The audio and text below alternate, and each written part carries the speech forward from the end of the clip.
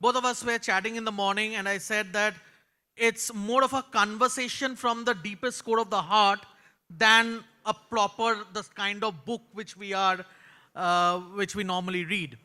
So before I get into the pages, my first question to you is, um, when Anurita Rathod Jadeja approached you to write this book, so what was going through your mind? Why did you agree that your life should be documented? What's the purpose behind this book to begin with? So, Arijit, thank you so much for doing this. And of course, Brahman and team, Spandana and team, lovely audience here, so many friends in the audience. When Anurita said that, in Gujarat, a lot is written about me, like many educators, we happen to be public figures. So when Anurita said, there's a lot I know about you, but every time I meet you, you're just a different person. Do you want to talk about it? If it was not for COVID, ye book shayad hota hi nahi. But during COVID, we had time. She would send me 20, 30 questions on an email. And that's how we just ended up having a book. I think it was destined. If you see how it's going from city to city, we had really not planned anything like that. So I think this book has a destiny of its own. In the limited time, I would like to give all of you a sneak peek to the inside of the book. And I've opened page number 30, the first page. Interesting, half a page content, of which the subheading is, "What's in a Name?" The famous Shakespeare quote. So now I'll ask you to elaborate on this, that we all know you by Manjula Pooja Shroff. What's the inside story of this? So see, I was Christianed because I belong to a royal family from Orissa. My original name is Manjari Devi. When I got married, and the book illustrates how I did not marry into the royal family, but I went against stream in many things, including my marriage. So when I got married to Pratul, my husband, his last name is Shroff. And they have a custom where they change the name. So, I would have become Pooja Pratul Shroff from Manjula Manjari Devi. The only thing that I thought then is, how can I lose my identity? How can I give up Manjula? So I said to them, can I keep Manjula and adopt Pooja? Is that okay? And they said, of course. And that's how I became Manjula Pooja Shroff. So let's go back to your childhood days.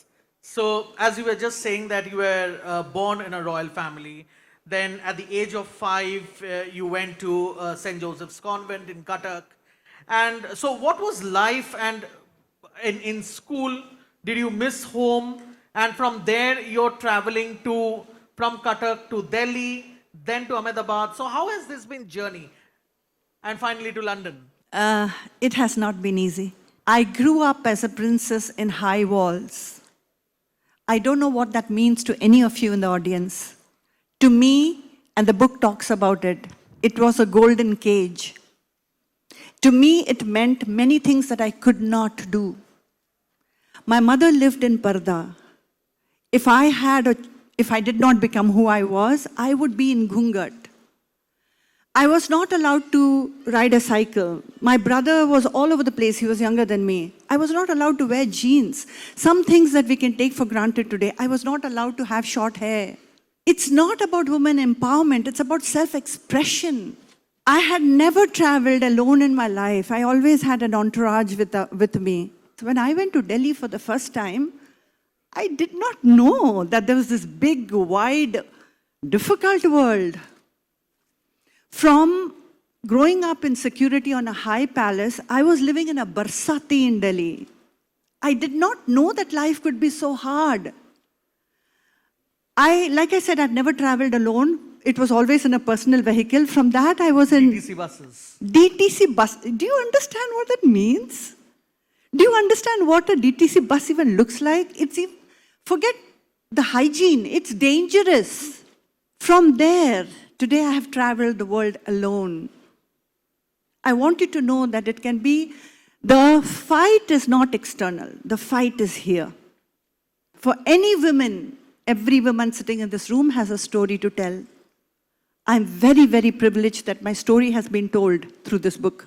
Every woman is resonating this with me, and I know that. It's not easy to be a woman in a man's world, and I'm not saying it with any imbalance. I respect the fact that men and women are equal. But for women to be equal, we have to fight for it.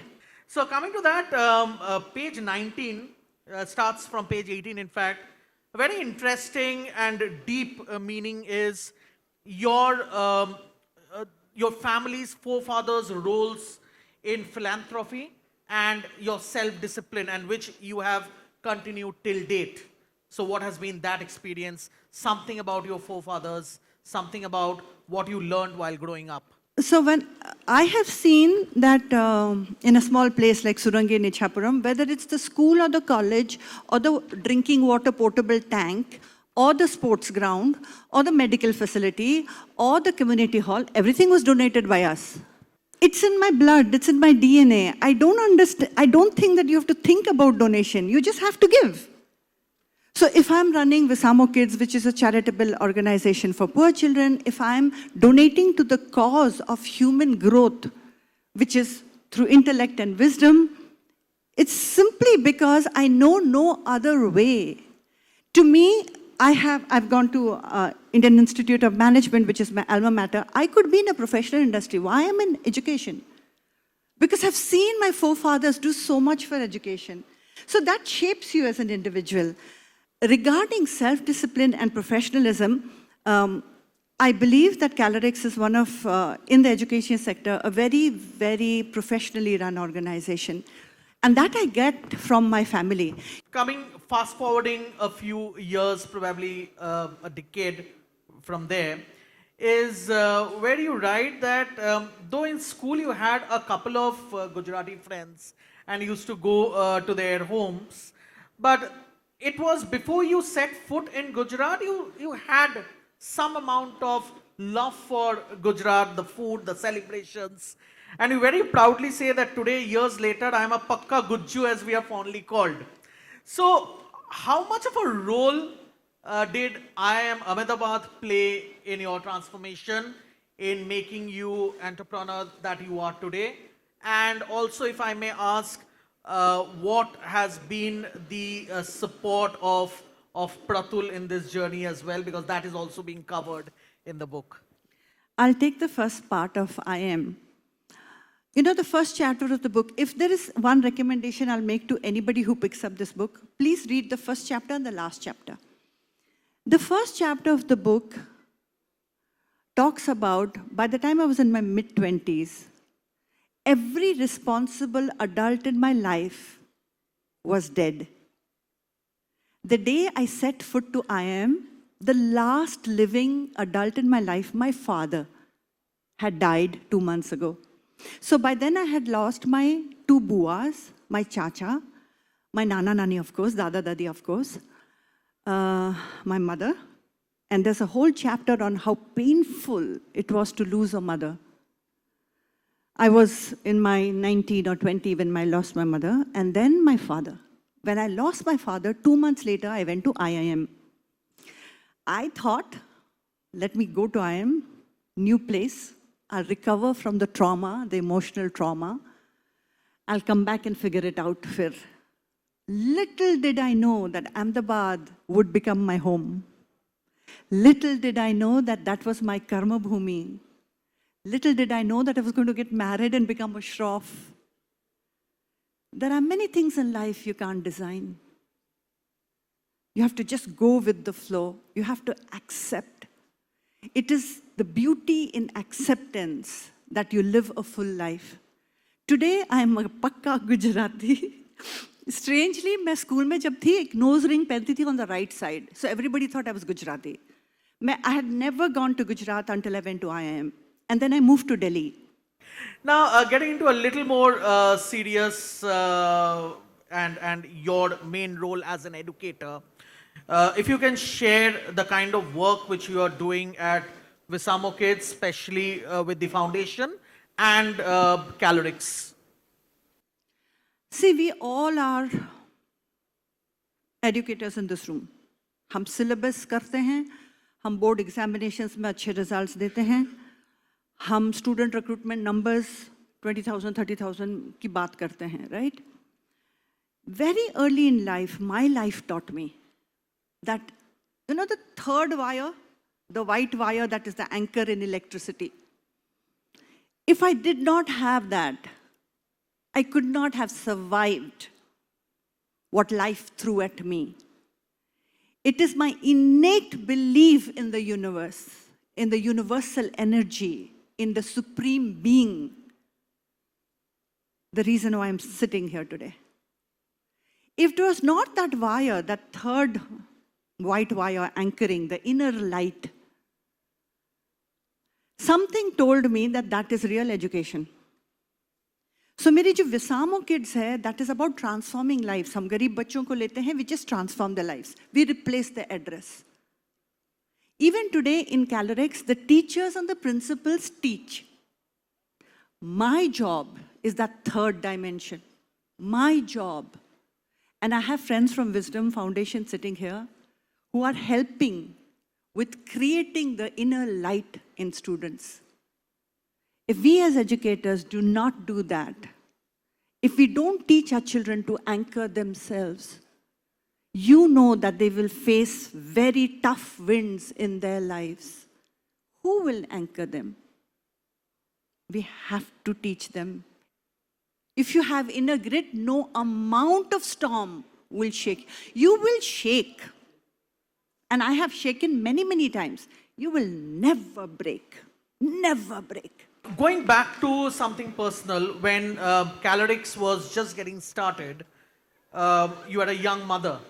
And this chapter 11 of Motherhood and also chapter 12, the next chapter, these two chapters talk about how sometimes you felt that you were doing injustice to your son and the kind of struggle between being with your son and getting onto the professional work, which I'm sure, since this majority of this room are women, I've seen this with my wife as well.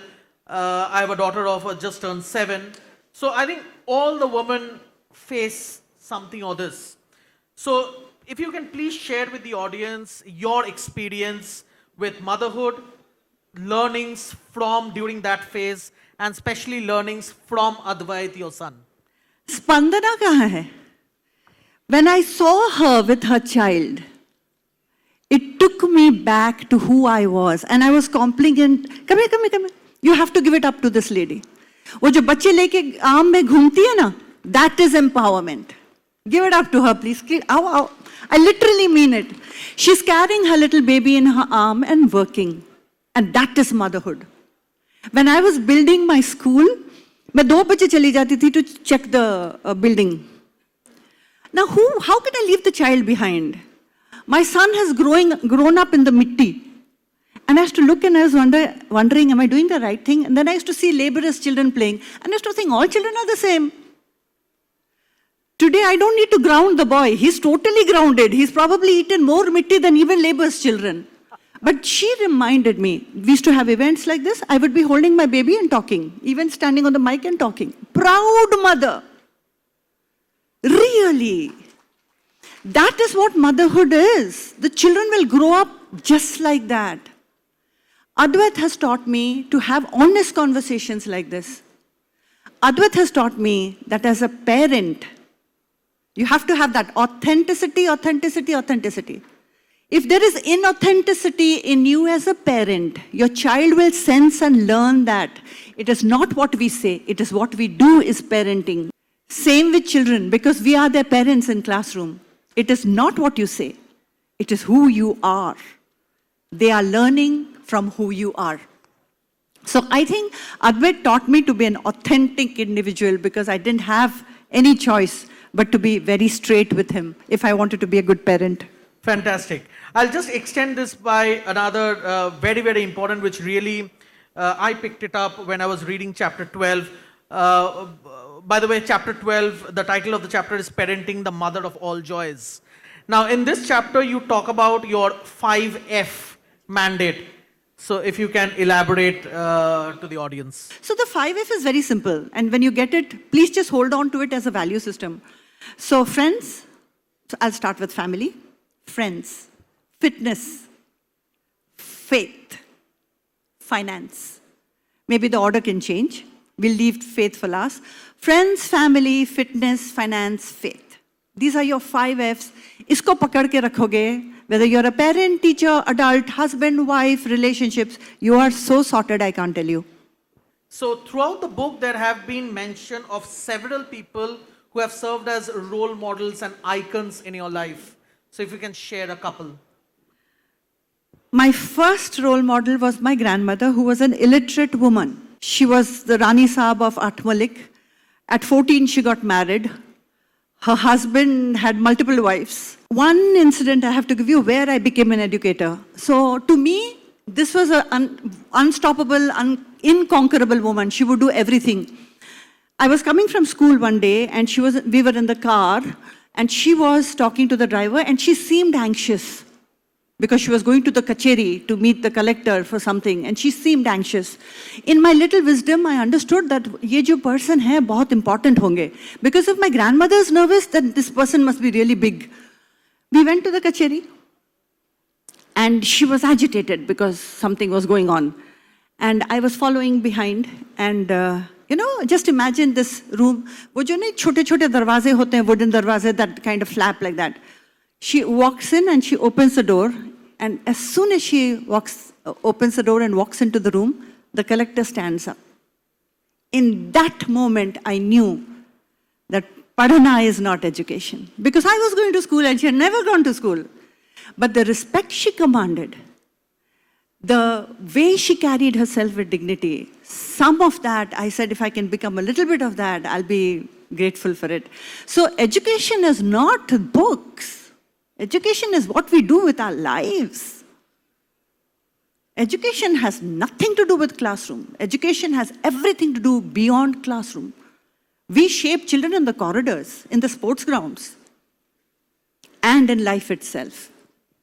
So what is your message to educators? What can we take back from your book? Only one message, and मैं हाथ जोड़ के बोलती हूँ ये.